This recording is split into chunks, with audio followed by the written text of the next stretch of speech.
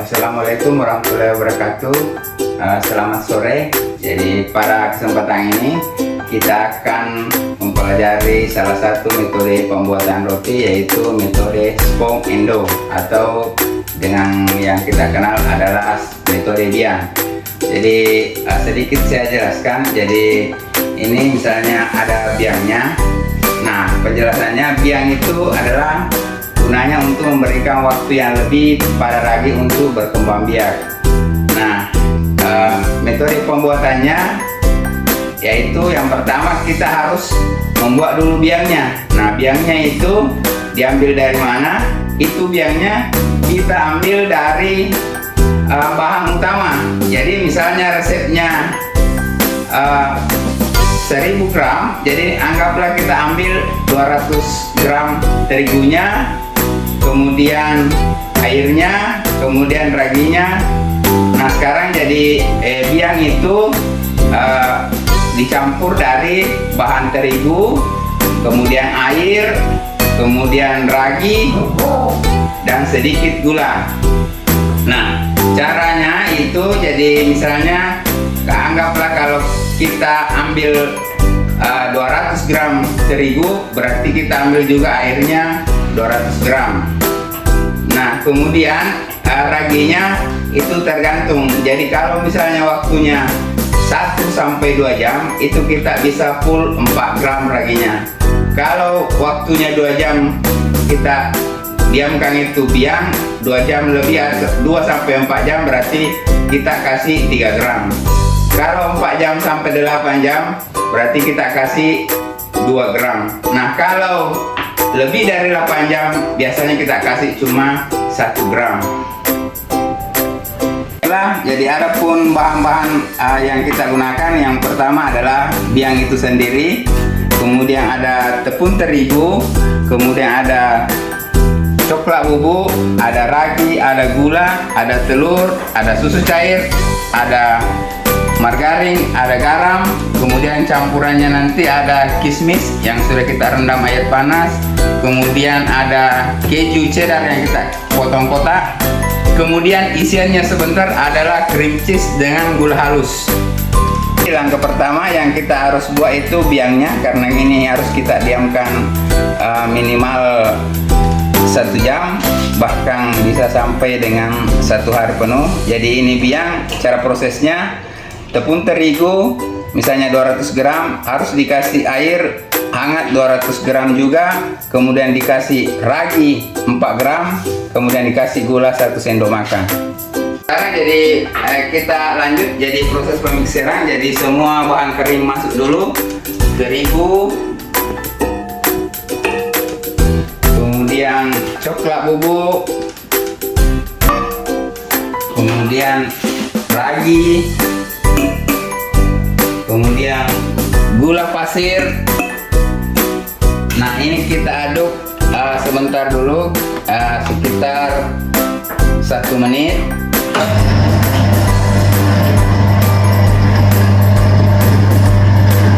Setelah sekitar 1 menit, kita masukkan telur, kita aduk kembali.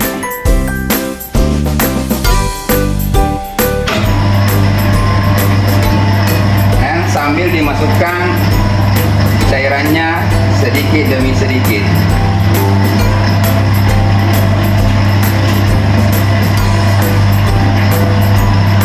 Nah, ini proses pengadukannya. Ini mulai dari 13 menit sampai kira-kira 18 menit atau sampai kalis. Tadi kita masukkan bahan cairnya, kita lanjut masukkan biangnya.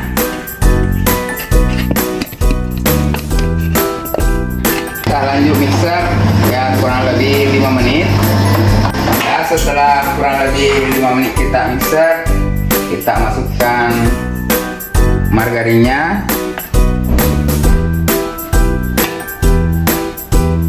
kemudian kita masukkan garamnya. Kita aduk lagi sampai dia kalis.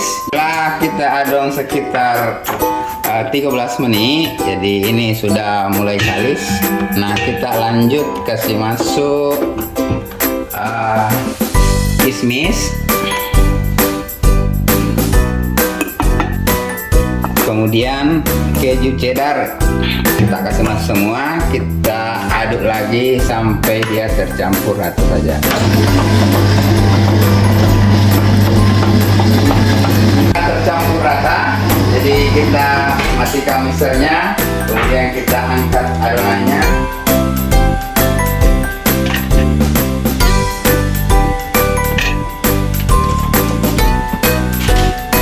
Jadi kita kasih dulu wadahnya terigu sedikit,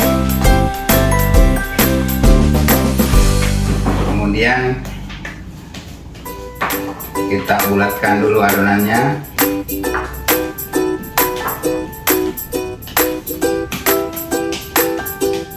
Nah, setelah bulat seperti ini kita masukkan dulu di wadah, kemudian kita diamkan kurang lebih 30 menit. Caranya didiamkan, kemudian ditutup dengan plastik wrap. Baiklah, jadi selanjutnya selagi menunggu adonannya di resting sebentar, nah kita dulu kerja isiannya. Jadi isiannya itu cream cheese dan gula halus. Nah ini cream cheese-nya sudah didiamkan di suhu ruang dan tinggal kita haluskan dulu. Setelah kondisinya halus-halus seperti ini, kita campurkan gula halusnya, kemudian kita aduk rata sampai adonannya tercampur rata, tidak kelihatan gulanya, jadi sudah agak lembut juga. Nah ini kita bisa diamkan kembali di kulkas. Baiklah, jadi setelah adonannya kita istirahatkan kurang lebih 30 menit, jadi kita lanjut untuk potong timbang.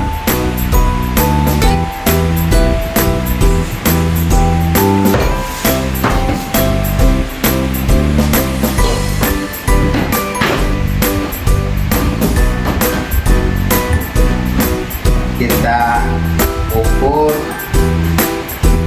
80 gram.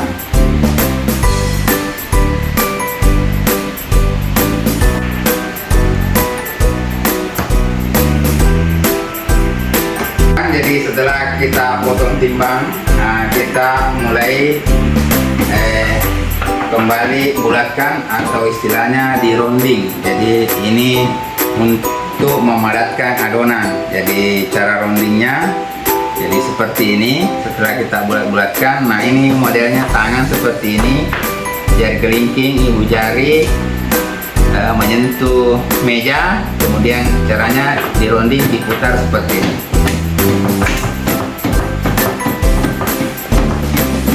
Oke, jadi setelah itu kita kunci di bawahnya, kemudian letakkan di box kontainer. Nah kita lanjut rounding adonan sampai habis. Setelah kita tadi selesai rounding dan diistirahatkan kurang lebih 10 menit, nah sekarang jadi kita ambil yang pertama kali kita rounding dulu. Jadi kita akan isi, jadi kita isi dengan cream cheese. Kemudian di roll menggunakan roll pin, di roll memanjang bentuknya oval, kemudian sudah itu dibalik.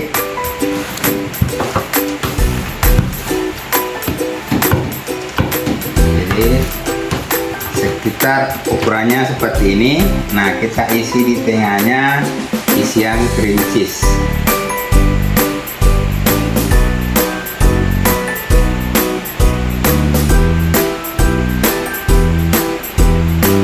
Nah setelah diisi, jadi kita tutup dengan rapat dengan cara dicubit-cubit saja ini.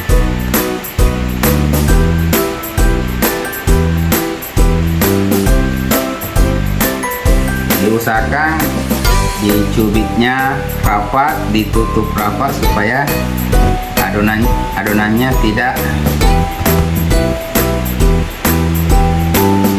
adonan isinya tidak bocor. Nah seperti ini kira-kira modelnya. Nah setelah itu kita letakkan dan tata di loyang. Jadi loyangnya sudah diolesi dengan margarin. setelah kita isi dan kita tata di loyang, jadi kita masukkan dulu di rak proofing, jadi sekitar 30 menit sampai 45 menit atau sampai mengembang 2 kali lipat.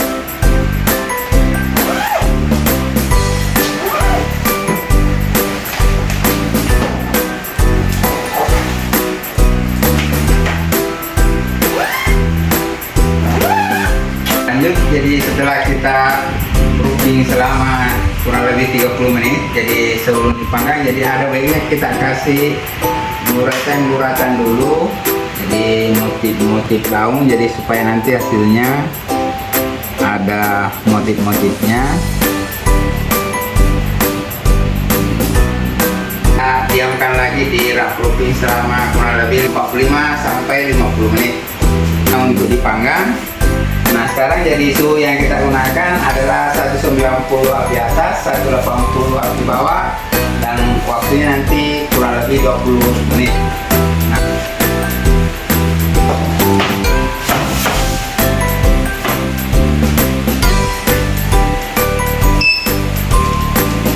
jadi setelah kita panggang kurang lebih 20 menit, jadinya sudah matang. Jadi kita keluarkan dari oven. Yang kita dinginkan sebentar. Nah, inilah hasilnya.